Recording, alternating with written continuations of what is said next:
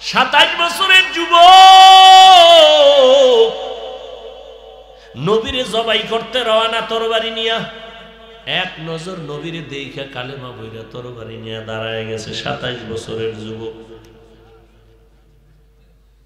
39 জন মুসলমানের পরে 40তম মুসলমান হযরত ওমর, 27 বছরের যুবক।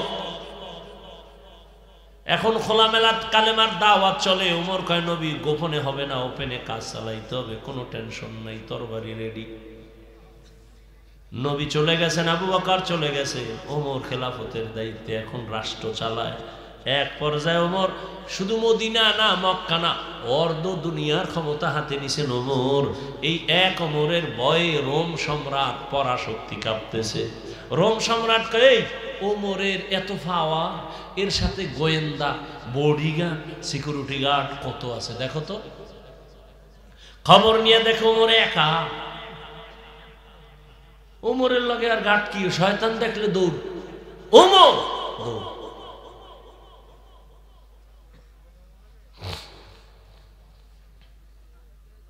এত ভয়। এখন দেখেন 1500 বছর পরেও ওমর যে নাম শুনলে শরীরে একটু কেমন গরম অবস্থা। ওমর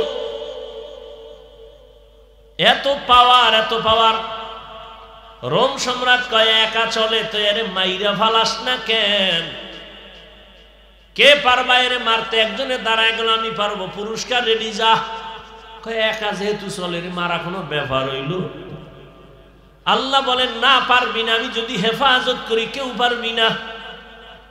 200 বছর ইংরেজ বেঈমানেরা ভারতটারে শোষণ করেছে দাবানল জ্বালাইয়া। এক না, 2 না, হাজার হাজার হাজার আলেমের গলায় রশি লাগায় রাস্তার গাছের সাথে লাট ঝুলাইয়া রাখছে। 1 মিনিটে বলতেছি, কিন্তু ভাইবেন এই ইতিহাস কত করুণ ছিল। হাজার হাজার হাজার আলেমের ফাঁসি দিয়া গাছের সাথে রাস্তার, দিল্লি শহরের গাছের সাথে লাট ঝুলায় রাখছে কলকাতা পর্যন্ত। হাজারো মাদ্রাসা সরকারি টাকায় চলতো, তালা লাগায় দিছে। ভারতবর্ষে ইসলামের কোন আওয়াজ চলবে না, মাদ্রাসা থাকবে না, কোরআনের আওয়াজ চলবে না। কিন্তু আমার আল্লাহ সিদ্ধান্ত নিছেন, এই জিবরাইল, আমি দুনিয়াতে কোরআনের আলো যেখানে যেখানে ছড়াবো, এর পাওয়ার হাউস আমি ভারতের মধ্যেই বানাবো। খারাপ। আজকে দেখো সারা দুনিয়ায় যত জায়গায় কোরআনের আলো জ্বলে, পাওয়ার হাউস দেওবন্দে। কথা বলে না? তুমি মানো আর না মানো, শুনে রাখো। তুমি মানবা কি নয় টেনশন আমার মাথায় নেই। শুনো কি বলি। দুনিয়াতে ইসলামের যত লাইনে খেদমত হয়, প্রত্যেকটা লাইনের ভেতর থেকে পাওয়ার চলতেছে দেওবন্দ। রাজনীতির ময়দানে দেওবন্দীদের পাওয়ার, খেদমত। দাওয়াত ও তাবলীগ দেওবন্দীদের খেদমত। তাসকিয়া নফস, পীর মুরিদির খেদমত চলে হালাল ভাবে, হক ভাবে দেওবন্দীদের মাধ্যমে। এমন কোন সেক্টর নাই যেখানে দেওবন্দীদের অবদান নেই। হযরত ওমর একা চলে, তরবারি নিয়ে মারনেওয়ালা জাল্লাদ খুঁজে, দুশ্মন একা কোথায় পাবো? খুঁজতে খুঁজতে খবর পাইছে বিশাল একটা ময়দানে ওমর ডান হাতের বালিশ বানায় একা ঘুমায়। ওমর একা একা ঘুমায়।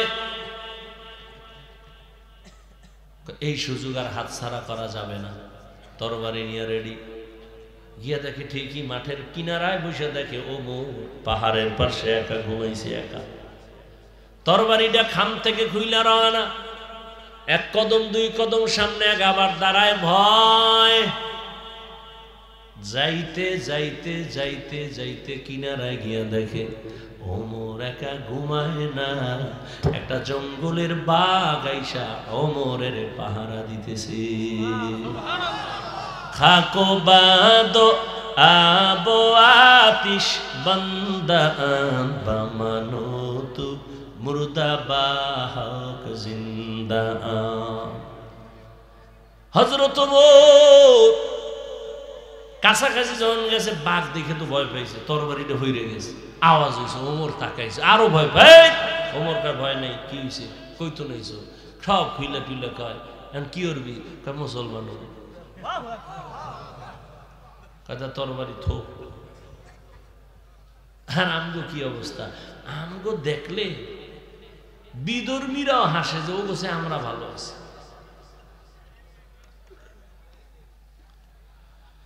আল্লাহ, ওমরে ফারুক দেশ চালায়, অর্ধ দুনিয়া চালায়।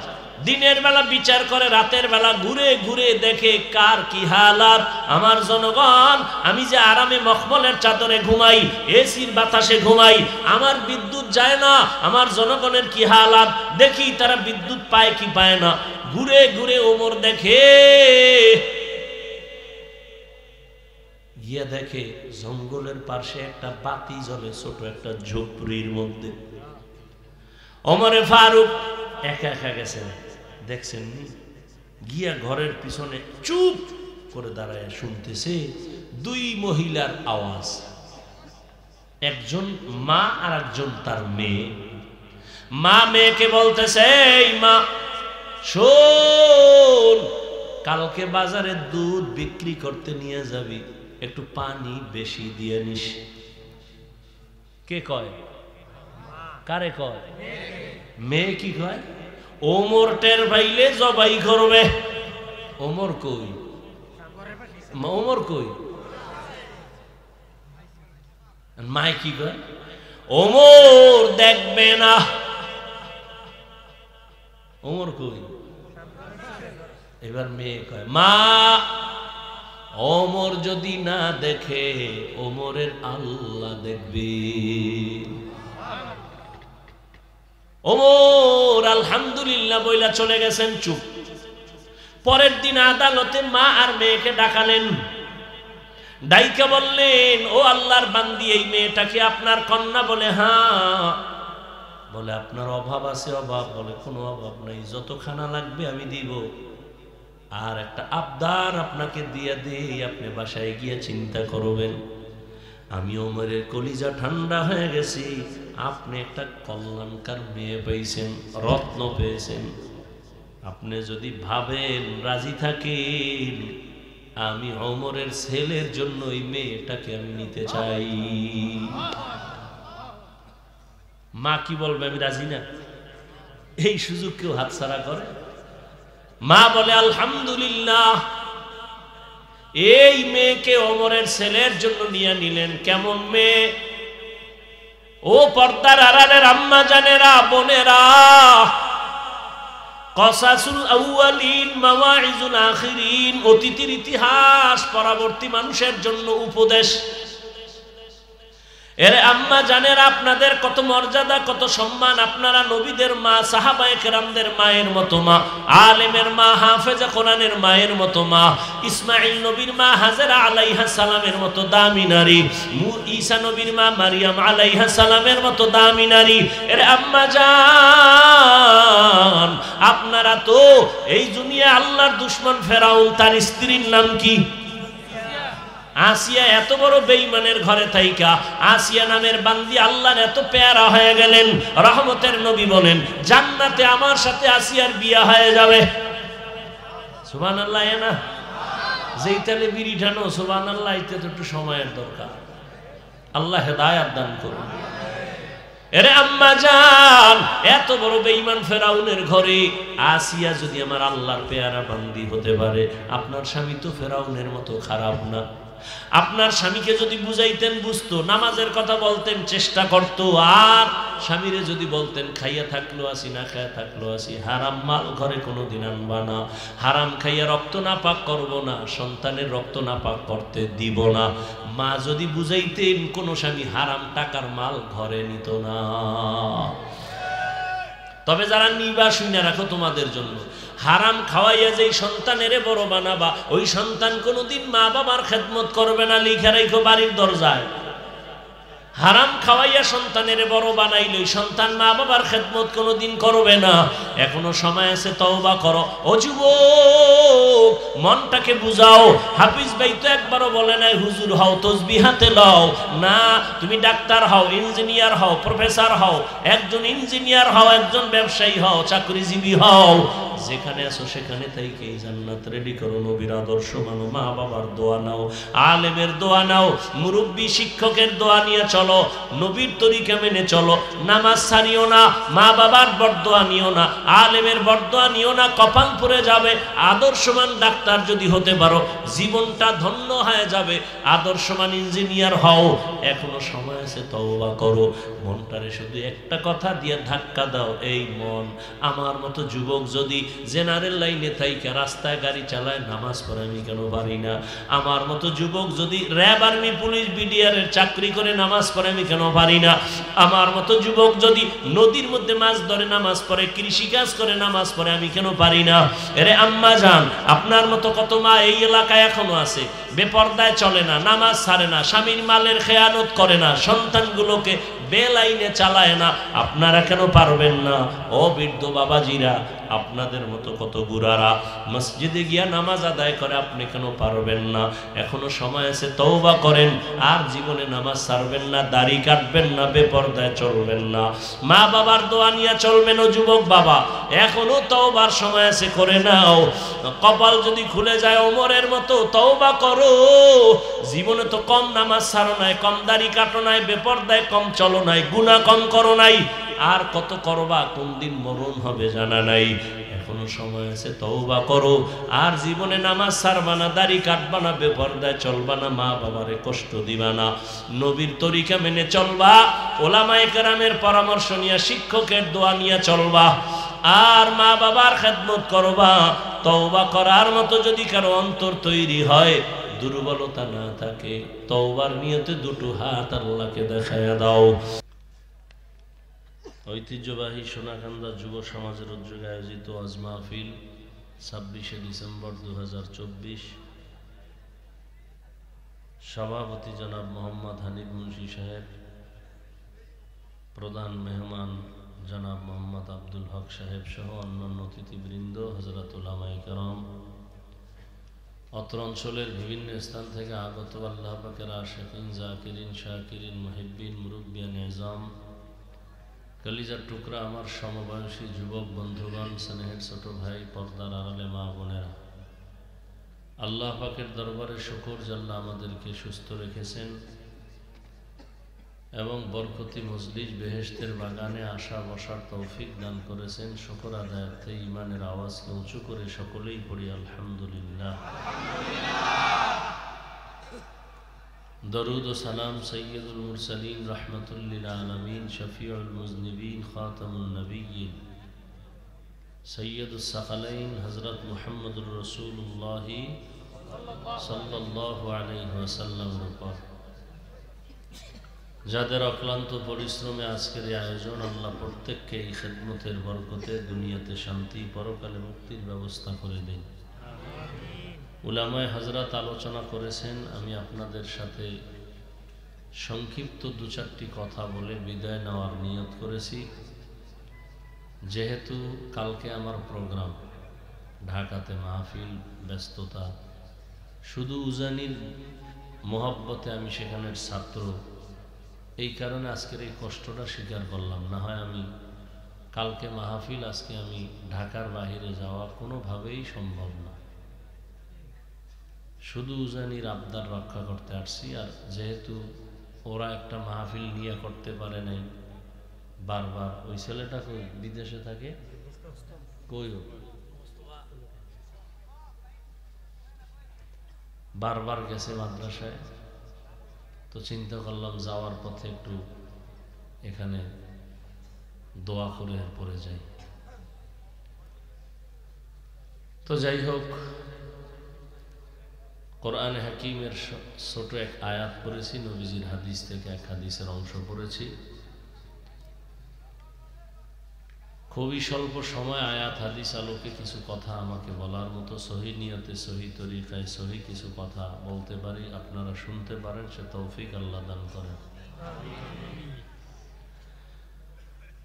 আমা খালাকতুল জিন্না ওয়াল ইনসা ইল্লা লিয়াবুদুন।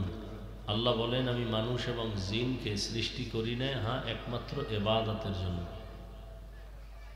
নবীজি বলেন, লা তাআতা লি মাখলুকিন ফি মাসিয়াতিল খালিক, আল্লাহকে অসন্তুষ্ট করে পৃথিবীর ভিন্ন কারো আদেশ নিষেধ মেনে নেওয়া হারাম। আল্লাহকে অসন্তুষ্ট করে কোনো পীর, কোনো নেতা, কোনো নেত্রী, কোনো মাওলানা, কোনো মুফতি, কোনো ওস্তাদ, এমনকি মা বাবার কথা মানাও হারাম। কাকে বেজার করে? আল্লাহ। এক কথায় জবাব হলো, দুনিয়ার সবাইকেই বেজার করা সম্ভব, কিন্তু আল্লাহকে বেজার করা সম্ভব না। কিন্তু আমরা করি উল্টা, যে দুনিয়ার সবাই খুশি থাকতে হবে, আল্লাহ বেজার হয় হোক। আমাদের অবস্থা কিন্তু এটাই বাস্তব, যেটা চোখের সামনে। পর্দা করলে আল্লাহ খুশি, আত্মীয় স্বজন বেজার। চিল্লাচিল্লি করবেন না কেউ, চুপচাপ কিছু কথা বলবো, শুনেন, খেয়াল করেন। পর্দা করলে আত্মীয় স্বজন কি বেজার। এখন তাদের খুশি করার জন্য আল্লাহ বেজার হয় হোক, বেপর্দায় চলতেছে। দাড়ি কাটলে আল্লাহ খুব বেজার, আত্মীয় স্বজন খুব খুশি। আত্মীয় স্বজনকে খুশি রাখার জন্য দাড়ি কাটছেন, আল্লাহকে বেজার করছেন কেন? কোনো সমস্যা নেই। আল্লাহকে বেজার করা একটা, আপনার উপরে যদি আপনার স্ত্রী কষ্ট থাকে, আপনি বুঝেন, তা আপনার মনও খারাপ লাগবে। কিন্তু আল্লাহ যে আপনার উপরে বেজার, এ নিয়ে আপনার কোনো চিন্তাই নেই। বরং আপনি আবার কতটা কপাল নষ্ট আপনার, আপনার কিসমত খারাপ। এই সাউন্ড ডিস্টার্ব করে কে? ঘুরাও কেন? এতক্ষণ ভালো ছিল, ডিস্টার্ব করো কেন?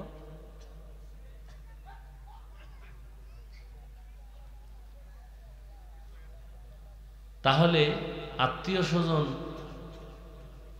আল্লাহ যে বেজারে, চিন্তা তো নাই, বরং উল্টা এই যে আকাম করতেছে, অন্যায় করতেছে, এটার উপরে আবার সাপোর্ট দিচ্ছে কথা দিয়ে। বলে কি, এই দাঁড়িয়ে রাখো না কেন? না রাখলে অসুবিধা কি?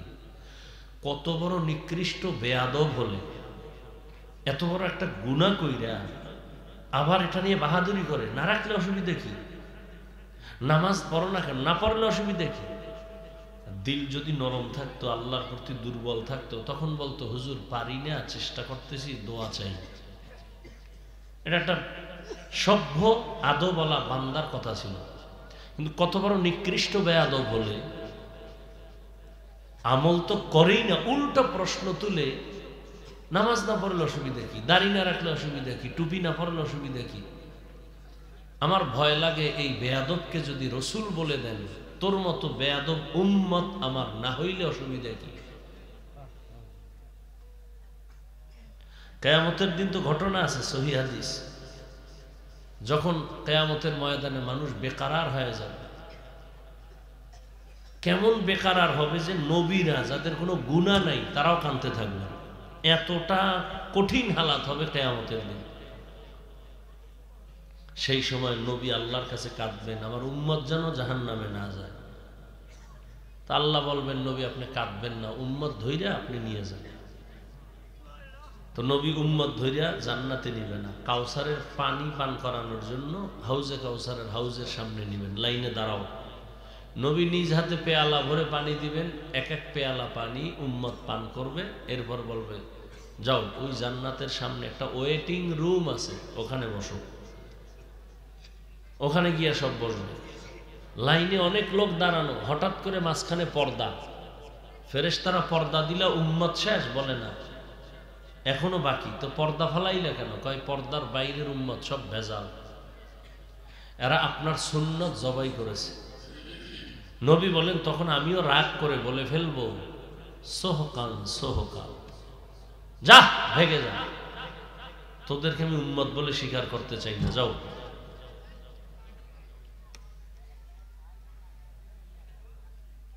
রসুলের হাদিস। আপনি নামাজ পড়েন না, এটা এক কপাল পড়া। আর একজনের নামাজ দেখতে পারেন না, আপনি ডবল কপাল পড়া। আপনি দাড়ি রাখেন না, এক কপাল পড়া, আপনার কপাল খারাপ। কারণ আপনার মতো যুবক স্কুলে পড়ে দাঁড়িয়ে আছে, কলেজে পড়ে দাঁড়িয়ে আছে, ভার্সিটিতে পড়ে দাঁড়িয়ে আছে, চাকরি করে দাঁড়িয়ে, RAB, army, police, BDR, doctor, professor, engineer, OC, DC, SP, দাড়িওয়ালা নামাজি নাই? তাহলে আপনি কেন রাখতে পারেন না? আপনার কপাল খারাপ, আপনার কপালে কারো অভিশাপ লাগছে। তাহলে আপনি রাখেন না, এক কপাল খারাপ, আর একজনে রাখে তাও পছন্দ করেন, আপনার ডবল কপাল খারাপ। আপনি জান্নাত পাবেন চিন্তাই করেন না, যদি তওবা নসিব হবে কিনা তাও সন্দেহ। কারণ আপনি যদি নিজে অন্যায় করে নিজের একটু দুর্বল মনে করেন তো এটা একটা দুর্বলতার কারণে আল্লাহ দয়া করবে। কিন্তু আপনি যদি এমন হয় যে নিজেও নামাজ পড়েন না, অন্যে নামাজ পড়ে তাও পছন্দ করেন না, নিজেও দাড়ি রাখেন না, অন্যে দাড়ি রাখবে তাও পছন্দ করেন না, আপনার তওবা নসিব হবে কিনা তাও সন্দেহ। কারণ আপনি পৃথিবীর নিকৃষ্ট বেয়াদব, নিকৃষ্ট, শুধু বেয়াদব না, নিকৃষ্ট বেয়াদব। কারণ রসুলের সুন্নাত ডাইরেক্ট জবাই করে আপনি আবার প্রশ্ন তুলেন, না করলে অসুবিধা কি? এত বড় দুঃসাহস কোন বেঈমানে আপনাকে দিছে? কে আপনাকে এই সাহসটা দিল এই কথা বলা? আপনার দিল কাঁপে না? একটা হিন্দু মসজিদের পাশে দিয়ে গেলে মাথা নত করে যায়, কতটা শ্রদ্ধা করে মুসলমানের ইবাদত খানা। আর মুসলমান বিড়ি টানতে টানতে যায়, নামাজে যাবি না? বলে দরকার নেই, নামাজ পড়ে কি হয়েছে? কিছুই হয়নি, আমি নামাজ না পড়ে তো ভালো আছি। আল্লাহ হেদায়েত দান করুন। এজন্য রাসূল বলেছেন, লা তাআতা লিমাখলুকিন ফি মাসিয়াতিল খালিক। আল্লাহকে অসন্তুষ্ট করে পৃথিবীর ভিন্ন কারো আদেশ নিষেধ মেনে নেওয়া হারাম। দুনিয়ার সব বেজার হয় হোক, কোনো চিন্তা নাই, আমার আল্লাহকে বেজার করা কখনো সম্ভব না। আর আপনারা যারা আল্লাহকে বেজার করেছেন, বলেন আপনারা কত উপরে উঠছে। আর আমরা যারা আল্লাহকে খুশি করার জন্য চেষ্টা করি, টুপি পরছি, দাড়ি রাখছি, কই আমগো খানাও তো বন্ধ হয় নাই, আমাদের সম্মানও কমে নাই। শুধু আমাগো কেন, আপনাদের লাইনেরটাও তো বললাম, জীবনে মাদ্রাসায় পড়ে না, আলিফ বা তাও জানে না। আপনাদের লাইনের জেনারেল লাইনের মানুষগুলো জেনারেল লাইনে আছে, চাকরি করে, ব্যবসা করে, নামাজ পড়ে, পর্দা করে, হালাল খায়, বহু ডাক্তার আছে, বহু প্রফেসর আছে, বহু ইঞ্জিনিয়ার আছে। আপনি কেন পারেন না? আল্লাহ ভালো জানেন আপনার কপাল কেন এত খারাপ। আর আপনি যে আল্লাহকে বেজার করে উপরে উঠছেন তাও তো না, বরং যত দুনিয়াতে মুসিবত আল্লাহর আছে, আপনার মতো মুসিবতে কেউ নাই। আপনার বিল্ডিং আছে, ও কিচ্ছু না, ওটা আরো অশান্তির কারণ। চোর ডাকাতের নজর বেড়ে গেছে, কখন চুরি করবে আর আপনাকে কখন ছুরি মারবে। আপনার আসল বডিগার্ড আপনার বিরুদ্ধে ষড়যন্ত্র করতেছে, আপনার ছেলেমেয়েরা পর্যন্ত অপেক্ষায় আছে, আপনি মরলে দ্রুত সম্পদগুলো নিয়ে নিতে পারবে, আপনি কেমনে তাড়াতাড়ি মরেন সেই ফিকিরে আছে। তাহলে আপনি তো মোটেও শান্তিতে নাই। এবার হারাইলেন দুনিয়া, হারাইলেন আখিরাত। এটা একটা জিন্দেগি হইল। আল্লাহ হেদায়েত দান করেন। আল্লাহ বলেন, আমা খালাকতুল জিন্না ওয়াল ইনসা ইল্লা লিয়াবুদুন। আমি মানুষ আর জিন সৃষ্টি করার একমাত্র কারণ ইবাদত। ইবাদত মানে মসজিদ মাদ্রাসায় সময় দেওয়া না, রাতের বেলা যায় নামাজ আর তাসবিহ টানা না। দুনিয়াতে তুমি যা করবা সব ইবাদত।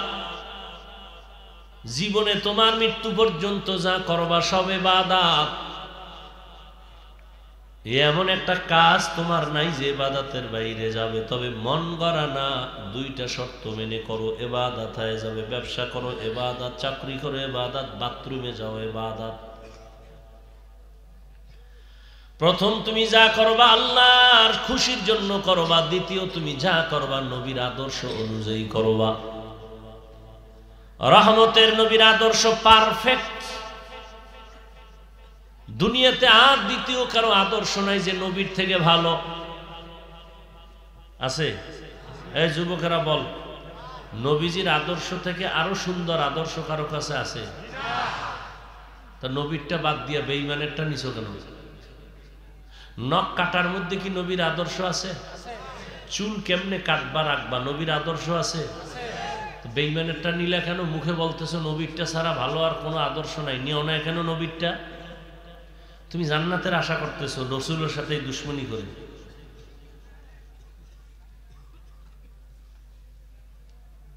তুমি আল্লাহর কোরআনটাকে তুমি এত হালকা মনে করেছো? আল্লাহর ওয়াদাকে তুমি হালকা মনে করেছো? তো সাহাবায়ে কেরাম তো জান্নাতের টিকিট পাইছেন হাতে, এরপরও সারা জিন্দেগি কাঁদলেন কেন? আবু বকর, ওমর, ওসমান, আলী জান্নাতের টিকিট রেডি, এরপরও কাঁদতেছেন সারা রাত। নবী বলে কাঁদলেন কেন? আবু বকর বলেন ইয়া রাসূলুল্লাহ, কিয়ামতের দিন আমার উপায় কি হবে? আরে আপনার জান্নাতের টিকিট না রেডি? হ্যাঁ রেডি। এরপরও ভয়, আল্লাহ যদি কোনো কাজে বেজার হয়ে টিকিট ক্যান্সেল করে দেন উপায় কি? তাদের তুলনায় তো আমাদের গলায় রশি লাগায় সারা জীবন কান্না দরকার, না খাইয়া কান্না দরকার। ওই যে আবু যার গিফারি রাদিয়াল্লাহু তাআলা আল্লাহর নবীর আশিক, নবীর মোহাব্বতে গিয়ে আল্লাহর এমন আশিক হয়ে গেলেন আর সংসার করে না, দুনিয়াদারি বাপ। শাহজালাল রহমতুল্লাহ আলাইহি সিলেটে আল্লাহর এতটাই আশিক যে জীবনে বিয়া করে নাই। আর শাহজালালের ভণ্ড ভক্তগুলো বিয়ার পিছনে বিয়া করে আল্লাহর এই মানে না, রসুল মানে না।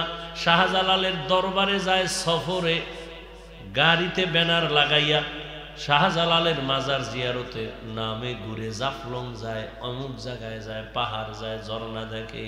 কিন্তু এত বড় বদমাশ শাহজালালের দরবারে যায়, একক তো নামাজও জামাতে পড়ে না। শাহজালাল বেনামাজি ছিল, তো তুমি তার বেনামাজি হয়ে ভক্ত হইলা কেমনে? তুমি তো শাহজালালের পৃথিবীতে কোনো দুশ্মন থাকলে তুমি বড় না, বেপরদায় চলে না। পুরা সিলেট শহরে গৌর গোবিন্দের আস্তানা ধ্বংস করার জন্য একটা বেতের বাড়িও লাগে নাই, আন্দোলন লাগে নাই, কোনো স্লোগান লাগে নাই, রাজপথে কোনো মিছিল মিটিং লাগে নাই। তাহাজ্জুদের নামাজ আর দোয়া, ফজরের আজান, গৌর গোবিন্দ শেষ। তুমি কি ভক্ত হইলা? তুমি অস্ত্র লইয়াও পারো না তোমার ইমান ঠিক রাখতে, বেঈমানের মোকাবেলা করতে। আর শাহজালাল শুধু তাহাজ্জুদের নামাজ আর কান্না দিয়ে সব সাইজ করেছে। আমি বানায় বলতেছি। তা তুমি এমন কি ভক্ত যে তুমি বেঈমানের মোকাবেলায় তুমি অস্ত্র দিয়েও টিকতে পারো না? হ্যাঁ, সম্ভব না। একটা কথা মনে রাখবেন, বলে গেলাম, কোন বেনামাজি সুদখোর হারামখোরের হাতে ভালো করে মনে রাখবেন, আল্লাহ ইসলামের পতাকা দিবেন না। মনে রাখেন, কোন বেনামাজি সুদখোর, ঘুষখোর, হারামখোর এর দ্বারা আল্লাহ জমিনে কোনোদিন ইসলামের পতাকা উঠাবেন না। অতএব কোন বেনামাজি সুদখোর যদি বলে আমি ইসলাম কায়েম করব, মিথ্যাবাদী, ধোঁকাবাজ, কশিন কালো চিন্তা করলেও গুনাহ হবে। আল্লাহর দিন এত দুর্বল না। আল্লাহ কয়, তুমি কে বেনামাজি? কে তুমি? কে তুমি হারামখোর? তোর কাছে আমি ইসলাম দিব কেন? তোর কাছে তো ইসলাম দিব না। ইসলাম যদি কোনো ব্যক্তি দিয়েই আমি টিকাইয়া রাখার চিন্তা করতাম তো মুহাম্মদের নিতাম না। বরং অন্য নবীদের হায়াত 100 বছর, 200 বছর, 800 বছর। আর আমার প্রিয় হাবিব কেমন বন্ধু মুহাম্মদ! মুসা আমার বন্ধু, ইব্রাহিম আমার বন্ধু, ইসমাইল আমার বন্ধু, ইউসুফ আমার বন্ধু, দাউদ আমার বন্ধু, মুহাম্মদ আমার বন্ধু। ব্যবধানটা কোথায়?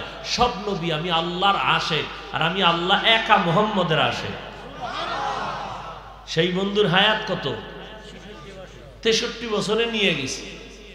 অতএব তুই বেনামাজিরে আমি ইসলাম দিব টিকায় রাখতে না, এই স্বপ্ন দেখিস না। কোনদিন আমি বেনামাজির হাতে ইসলামের পতাকা দিব না। আমি কারে দিব? আমি নতুন মানুষ বানাবো। সব যদি সমাজের হারামখোর হয়, আমি আল্লাহ আলাদা নতুন মানুষ বানায় দিন টিকাবো। দিন হেফাজতের জিম্মা নিছি আমি, মুহাম্মদের হাতেও দেই নেই। তুমি কে? মাস্তানি করো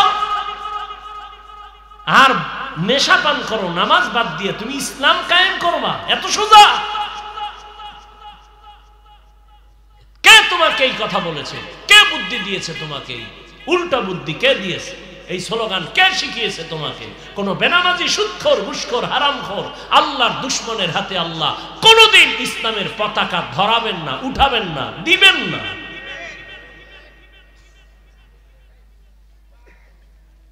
আর তুমি সুদ খাইয়া স্বপ্ন দেখো ইসলাম কায়েম করো, এত সোজা না। রহমতের নবীর কোনো গুনাহ নাই। সেই নবী দ্বীনের জন্য কি পরিমাণ কষ্ট করে। নবী দোয়া করলে তো উহুদ পাহাড় স্বর্ণ হয়ে যায়, যাইতো না? নবী উল্টা দোয়া করছেন কি?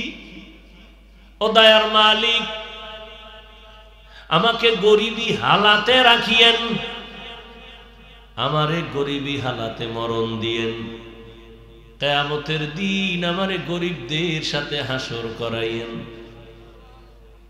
আর আপনি ধনী হওয়ার জন্য 5 আঙ্গুলে 5টা পাথরের আংটি লাগাইছে, এক এক আংটি 1.5 লাখ 2 লাখ। কিও কয় এটা হইলো ধনী, এটা হইলো মাথা ঠিক রাখবো, এই পাথরে আমার যৌবন ঠিক রাখবে, আর এক পাথরে আমার রাশি ঠিক রাখবে। আকামের যত দোয়ানদারি 5 আঙ্গুলের ভিতরে। পাথর ধনী বানায়? হ্যাঁ, তাহলে সবাই পাথর কিনে ধনী হয়ে যেত। ধনী বানানোর মালিককে। নবী ধনী হতে চান না, দোয়া করলেন গরিবী হালাতে রাখো, গরিবী হালাতে মরণ দাও, কিয়ামতে উঠবো গরিবের হালাতে। কেন? নবী বলেন, এই গরিবেরা, বড় লোকের বাড়ি গাড়ি দেখে আফসুস করিস না। বড় লোক টাকাওয়ালা বাড়িওয়ালাদের 500 বছর আগে আমি গরিবের জান্নাত দিয়ে দিব। কয় বছর আগে? কার আগে কারা যাইব? ধনীর আগে। কোন গরিব? আপনাকে সোনা কান্দার গাঞ্জাখোর যেটি বিড়ি টানে? বহু গরিব আছে বিড়ি টানে, নাই? নামাজ পড়ে না, আলেমের বিরোধিতা করে, এরা যাইব। এত জান্নাত সোজা? মা খালাকতুল জিন্না ওয়াল ইনসা ইল্লা লিয়াবুদুন। ইবাদতের জন্য আল্লাহ বানাইছেন ইবাদত। চাকরি করো ইবাদত, ঘুমাও ইবাদত, কান্না করো, হাসি দাও ইবাদত, বাথরুমে যাও ইবাদত, স্কুলে পড়ো, কলেজে পড়ো, সব কিছু ইবাদত। 2 শর্ত। যা করবা আমার আল্লাহকে খুশি করার জন্য, সব হবে মদিনাওয়ালা নবীর আদর্শ অনুযায়ী। নবীজির থেকে আরো সুন্দর আদর্শ তোমরা বলছো নাই, এরপর আমি অপশন দিয়ে দিলাম। কেউ যদি বলো হাফিজ ভাই মদিনার নবীর আদর্শ থেকে আরো সুন্দর আদর্শ আছে শেখ মুজিবুর রহমানের মধ্যে, আমি হাফিজুর রহমান কসম খায় বলে যাই, সোনাকান্দার মানুষ, আমি নবীরটা বাদ দিয়া শেখ মুজিব সাহেবেরটা নিব, যদি ভালো প্রমাণ করতে পারো। কেউ যদি বলো নবীরটা থেকে জিয়াউর রহমান সাহেবেরটা ভালো আদর্শ, আমি নবীরটা বাদ দিয়া জিয়াউর রহমান সাহেবেরটা নিব। সাহস আসেনি কেউ বলতে পারবা? ওরে তাদেরটা কি বলবা? তাদের থেকে আরো বড় গুরু আব্রাহাম লিঙ্কন, যার গণতন্ত্র নিয়ে মরো, স্লোগান দাও গণতন্ত্র জীবিত রাখার জন্য জীবন দিয়ে ভালো মুখায়। জীবন দিলে কি হইব? আব্রাহাম লিঙ্কনের গণতন্ত্র জিন্দা রাখতে মইরা গেলে শহীদ হয়ে যাব। আব্রাহাম লিঙ্কনের গণতন্ত্র একটা কুফুরি মতবাদ। ইনারে জিন্দা করতে যে মরবে, হে ভাবতেছে আমি শহীদ। মামার বাড়ির আবদার শহীদ। আব্রাহাম লিঙ্কনের আরো বড় পণ্ডিত, তার উপরে মহা পণ্ডিত গেল ইতিহাসের পৃষ্ঠায়, যাদের নাম মাও সেতুনের আদর্শ, লেনিনের আদর্শ, কার্ল মার্ক্সের আদর্শ। এক কথায় জবাব, দুনিয়ার সবার আদর্শ নাপাক, নাপাক, নাপাক। একমাত্র মদিনাওয়ালা নবীর আদর্শই হলো পাক। তুমি ঠিক কইলে ঠিক হবে, আর তুমি চুপ থাকলে বেঠিক। হ্যাঁ, রহমতের নবীর আদর্শ 1500 বছর হয়ে গেল নবী নাই। মাঝে মাঝে সোনাকান্দা মসজিদে নবী আসে, দেখা কইরা যায় উম্মতের। কি নবী এখানে আইসা উম্মতের খবর নেওয়াটা নবীর সম্মান, না উম্মতের খবর ফেরেশতারা নবীর কাছে পৌঁছায় দেওয়াটা সম্মান? এই বুঝার মেধা নাই, মেমোরি হ্যাং হয়ে গেছে। তুমি টানো বিড়ি, তোমার খবর নিতে নবী। তোমার বউ পর্দা করে না, তোমার দোকান চলে লোনের টাকা, সুদের টাকায়, তোমারে আসবে নবী দেখতে। নবীর এত ঠেকা। নবী কিন্তু ইঙ্গিত দিয়ে গেছে ৭২ দল মুসলমান জাহান্নামে যাবে, কোনো হিন্দু বৌদ্ধ নাই এই ৭২ দলের মধ্যে, সব মুসলমান। মুসলমানের মধ্য থেকে ৭২ দল জাহান্নামে যাবে, এক দল জান্নাতে যাবে। অতএব নবীর আদর্শ পাক, অন্যদের আদর্শ কেন না পাক? একমাত্র তার জবাব ওই মানুষগুলো না পাক, এজন্য তার থিওরি না পাক। কারণ এই মানুষগুলো যাদের নাম বললাম, এই রকম আরো যত মানুষ আছে দুনিয়াদারেরা, এরা ৩ বেলার খাইয়া এরপর মদের বোতল নিয়ে দৌড়ায়, গাঞ্জা খায়, কত নেশা করে, করে না? মদ পান করার পরে তার মেধা ঠিক বলেন? মদ পান করিয়ে আপন বউরে মা কয়। কোনদিন মদ পান করে কেউ জিকির করছে? লঙ্গি খুইলা নিছে, মদ পান কইরা মাতাল হয়ে গেছে, কাইতুই হইরা একটা তো পইরা মইরেই গেছে। হে হইল মসজিদের সেক্রেটারি। আপনাকে হেনেন না, আর আপনাকে এখানে না ঠিক আছে, কিন্তু এটা আশ্চর্যের কিছু না। কারণ এখন শিয়ালের হাতে মুরগি, শিয়ালের হাতে মুরগি দিয়ে কয় ৩ দিনের আমানত। শিয়াল কয় দোয়াও চাই, মাফও চাই, একদিনও না, জিন্দা কেন মরাও দিব না। শিয়ালের হাতে মুরগি রাখলে যা হয়, বেনামাজি সুদখোরের হাতে ধর্মের চাবি থাকলে তাই হয়। এই বেনামাজি সুদখোরের হাতে ধর্মের চাবি দিছে কেডা? জিব্রাইল। কারা দিছে? আমরা কইতে খুব কষ্ট লাগে না? ভোটের আগে টাকা খাইছো ভোর রাত্রে, কষ্ট লাগে নাই? পায়খানা খাইছো ভোটের আগের রাত, চেয়ারম্যানের ভৈর বানাইছো খাইয়া। চেয়ারম্যান মাথায় হাত দিয়ে বই রয়েছে, আমার উপায় কি? কয় আমগো কপালে যেটি আইব তুই চেয়ারে বইয়ে সব আমগোটি খাবি। চেয়ারম্যান কথা তার টেনশন নেই। চেয়ারম্যান জনগণটা খাইলে তোমার কষ্ট লাগে কেন? তুমি যে হ্যান্ডটা খাইছো খবর নাই? তুমি ওই হারাম খাইয়া, পায়খানা খাইয়া চেয়ারম্যানের বুঝাইছো, তুমিও খাইও। জনগণ সুদখোর হলে নেতা সুদখোর হয়, জনগণ হারামখোর হলে ওর নেতাও হারামখোর হবে। এটার নামই আল্লাহর সিস্টেম। আর জনগণ যদি সৎ হয়, তাহাজ্জুদওয়ালা হয়, এর নেতা যারা দায়িত্ব নিবে এরাও তাহাজ্জুদওয়ালা হবে। আল্লাহ হেদায়েত দান করুন।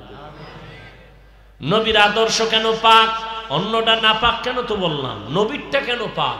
বলে নবী নিজেই পাক। 63 বছর হায়াতে নবী কোনোদিন মিথ্যা কথা বলেন নাই। আর তোমগো আমগো নেতারা মোবাইলটা কানে লাগায় ঘরে বইয়া কয় আমি জমিনে নাই। জমিনেই নেই, কয়টা টাকা পাইবে কে জানি, হে ডরে ঘরে জমিনে নাই। আমি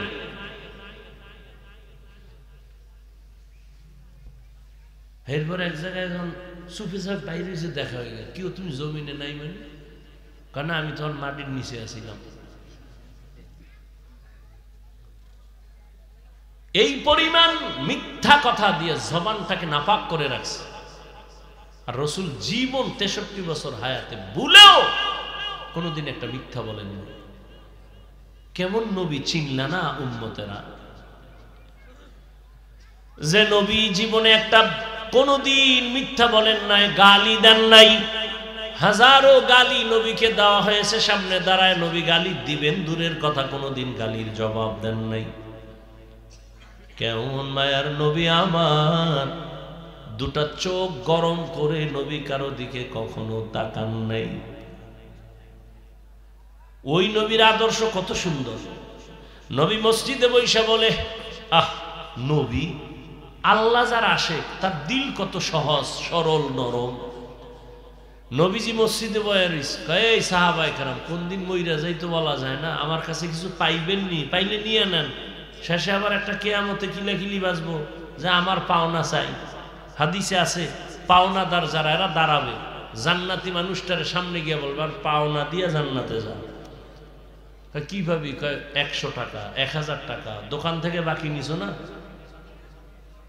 তখন তো আর টাকা নাই, এহেনে না টাকার খেলা। তখন আল্লাহ ফয়সালা দিবেন, এর আমল নামার নেক পাওনাদারকে দিয়ে দাও। দিতে দিতে দিতে দিতে পাওনাদারের নেক শেষ, পাওনাদার এখনো 3-4 জন বাকি। ফেরেশতারাকে আল্লাহ পাওনাদার আছে, ওর আমল নামায় তো আর কি নাই, নেক নাই। এখন ওই পাওনাদারের গুনাহ আর আমল নামায় ঢুকাইয়া ওরে জাহান্নামে নিয়ে, জান্নাতের ই সাইরা ওর হাতে হ্যান্ডকাপ লাগাও, জাহান্নামে যাও, একে জাহান্নামে নিয়ে যাও। সহিহ হাদিস রাসূলের।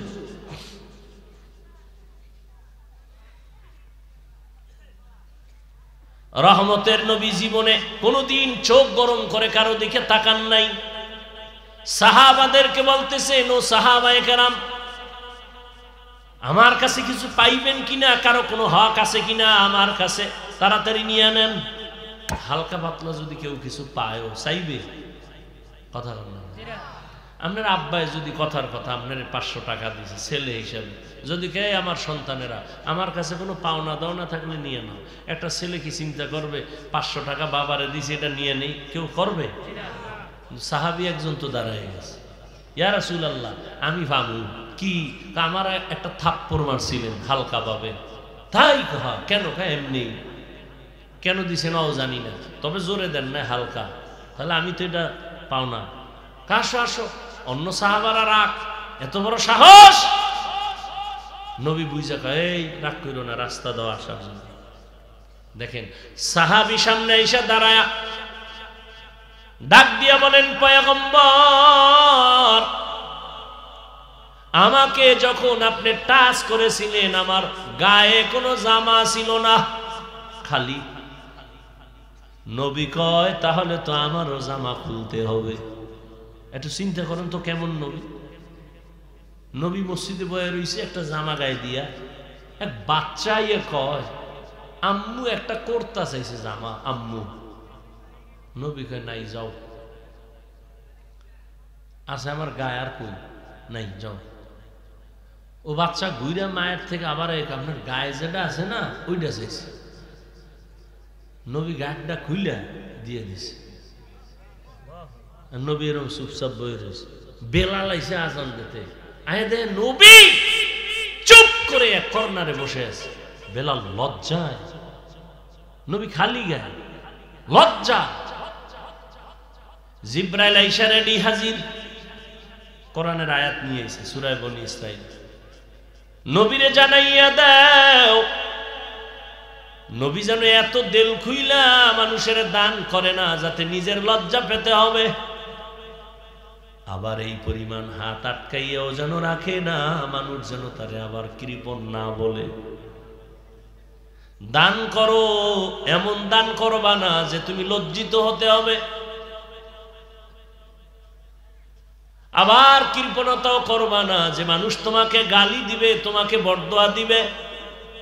এত সরল নবী। সাহাবী যখন কয় আমারে যখন টাচ করছিলেন শরীর খালি, নবী জামাটা পেছন দিক দিয়ে যখন টান দিয়ে কয় আমিও খুইলা দিলাম। আয় যখন খুইলা দিছে অন্য সাহাবারা তো গরম। সাহাবী একটা দৌড় দিয়া অন্য দিক থেকে পেছনে চইলা, নবীজির গর্দানের নিচে একটা মোহরে নবুয়তের চিহ্ন ছিল পিঠের মধ্যে গোড়ায়। সাহাবী দৌড় দিয়া পিছন দিয়া গিয়ে এখানে চুমা লাগাইছে। নবী কয় সাহাবী কি করলি? জাহান্নামের আগুন হারাম করে দিলি তোর উপরে। সাহাবী পইরেই কয় ইয়া রাসূলুল্লাহ বেয়াদবি মাফ করবেন। কি বেয়াদবি? তুই আমার মোহরে নবুয়তে চুমা দিলি না, তোর উপরে জান্নাত ওয়াজিব হয়ে গেল, তোর কপাল খুলে গেছে। কেমন মায়ার নবী আমার। নবী বাথরুমে গেছেন, বাথরুম থেকে নবী বের হইছেন, বের হইয়া সামনে 2 মিনিট হাঁটলেই তো পানি অজু করবেন। নবী বাথরুমের সামনে এসে পাক মাটি লইয়া তায়াম্মুম করতেছেন। সাহাবী কয় নবী পানি দেখা যায়, পানি থাকলে তায়াম্মুম আর হয় না। নবী কয় আমিও দেখছি পানি আছে, তবে সাহাবী জানোনি ওই পর্যন্ত যাওয়ার গ্যারান্টি। নবী কয় ওই পর্যন্ত যাওয়ার গ্যারান্টি আছে? কয় দেখছি পানি, তায়াম্মুম করিয়া নেই, ওখানে যামু, আবার সুযোগ আল্লাহ দিলে আবার ওযু করমু। কেমন মায়ার নবী আমার! এই নবীর আদর্শের কারণে আজ ১৫০০ বছর পরেও তো কোটি কোটি নবীরা আশেক। জীবনে নবীরে দেখে নাই, কিন্তু নবীর জন্য জীবন দিতে রেডি হয়ে আছে। ওই নবীর আদর্শ এখনো মানার কারণে ১৫০০ বছর পর এখনো নবীর আদর্শ মানার কারণে অনেক অনেক অনেক অনেক সম্মান। কেউ কান্দে সব হারাইলাম, কেউ হাসে, কিন্তু নবীর আদর্শ যাদের আছে এদের কোনো পেরেশানি নাই। আমগো আগেও যেমন এখনো তেমন, সামনেও তেমন। চেয়ারম্যানের চেয়ারের মেয়াদ শেষ, আর আমগো আল্লাহ রসুলের আদর্শওয়ালাদের চেয়ার যে আছে তার কোনো তো মেয়াদই নাই, শেষ কিছু। আমগো চেয়ারের মেয়াদ আছে। এমপি সাহেব 5 বছর পর নাই। হুজুর তুমি চেয়ারে বসছো কয় বছর? কয় মৃত্যু পর্যন্ত। দুনিয়ায় বাদশা, পরকালেও বাদশা। ওটার মেয়াদ কেন? কয় টাকা দিছে তো, ওই টাকার কারণে মেয়াদ কইমা বাইরে গেছে। সম্মান টাকা দিয়ে কিনলে একবার ফুলের মালা, ফাইনালে জুতার মালা। এখনো বুঝে না বাঙালি, ওই পায়খানা খাওয়াই লাগবে। এত মাইর খাইলো, জবাই করলো বংশের লোকেরে, এরপর ওই পায়খানা খাইতে হইল। হুজুরগো কথা শুনবে না, কেমনি শুনবে? করোনা দিয়ে আল্লাহ পারে না শুনাইতে। হে গাঞ্জা করে, এখনো গাঞ্জা খায়। কি কুত্তা না মানুষ!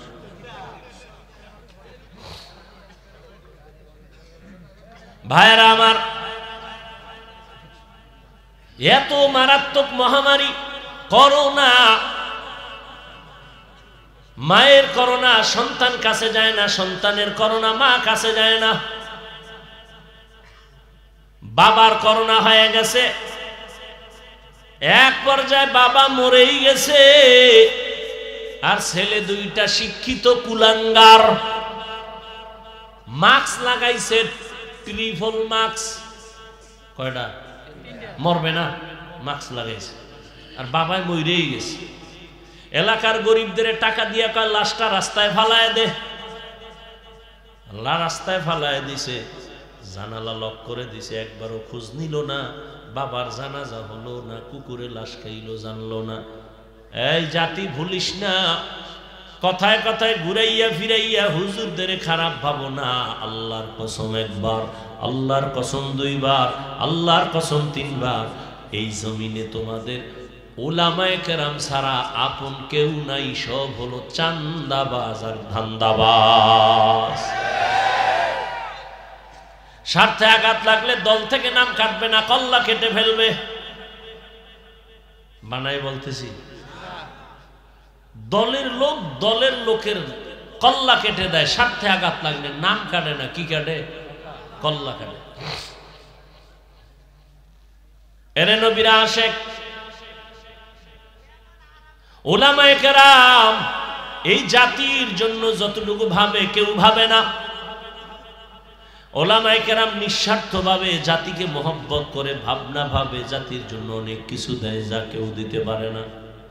আমি একটা যদি বলতে থাকি রাত পার হয়ে যাবে। উলামায়ে কেরামের কি পরিমাণ অবদান আপনাদের পেছনে। ছাত্র জনতার বৈষম্য বিরোধী আন্দোলনে বিজয়ের চাঁদ উঠে নাই যতক্ষণ পর্যন্ত আলেম মাঠে আসে নাই। বুঝা কইও, পরে যাই আবার বিরোধিতা কইরো না। করলে তো ক্ষতি তোমার হবে, আমাদের না। কিন্তু বুঝা শুনে কইরো। ওই যে কুলাঙ্গার 2 শিক্ষিত সন্তান বাবার লাশ ফালাইয়া দিছে, কেউ যায় না কাছে, মাস্ক লাগাইছে, 3টা মরবে না। কিন্তু ইতিহাস ভুলিস না রে যুবক বাবা, ওই লাশগুলো 1টা না 2টা না, শত শত লাশ আমার দেশের টুপিওয়ালারা কাঁধের মধ্যে নিয়া গোসল করাইছেন, কাফন পরাইছেন, কবরে দাফন করছেন। একজন হুজুরেও করোনায় মরে নাই। ইতিহাস ভুলে যায় না, লেখা রেখো। দুনিয়াতে যত জাতি নিচু এর একমাত্র কারণ, অনেক কারণের মধ্যে বড় একটা কারণ ইতিহাস জানে না।